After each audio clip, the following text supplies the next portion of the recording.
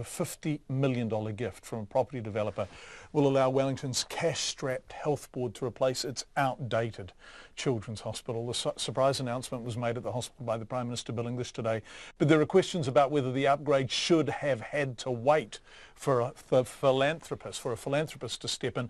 Our health correspondent Karen Brown with this report. Mr English told a gathering at Wellington Regional Hospital today that property developer Mark Dunajtschik is stumping up $50 million to pay for a new hospital on the Newtown campus. He says the current hospital is no longer fit for purpose and it's an unusual and magnificent gift. Mark will not only donate the $50 million, he and his team have considerable building skill and expertise, and they will build the new hospital themselves. Mr Dunajtschik says his business partner Grant Corlison and the head of the Wellington Hospitals Foundation, Bill Day, had approached him for a donation, but he decided that wasn't enough. I want to build the hospital, not just write out a check. Mr Dunajtschik, who immigrated from Germany in 1958, says he receives income from government departments as his tenants. One particular large department punctually pays their rent every month throughout the year, but they have the curious habit at the end of the year they ask for 1/3 back. It's not called a rent refund, it's a 3-letter word.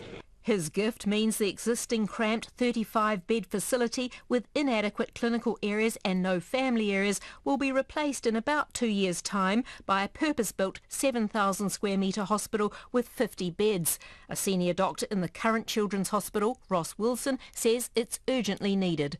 We don't have facilities for special areas of paediatric care such as high dependency units, an adolescent unit. Across a whole range of areas of care, we simply aren't providing the facilities that we need to deliver the quality of care that we would like. He says there have been major problems with infection control over many years because of the inadequacies. We've taken a lot of steps to try to ameliorate that, workarounds if you like, but at the end of the day, when we have children in the same rooms with infectious illnesses, there is a risk of contagion, and that's something that no matter how hard we work at, we are unable to completely eliminate.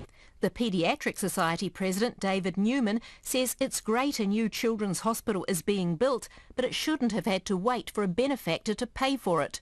You only build a hospital facility once every 20 or 30 years. It does need to be planned for, it does need to be paid for, but to not do it to save money does not help in the provision of high quality health care that we expect in this country.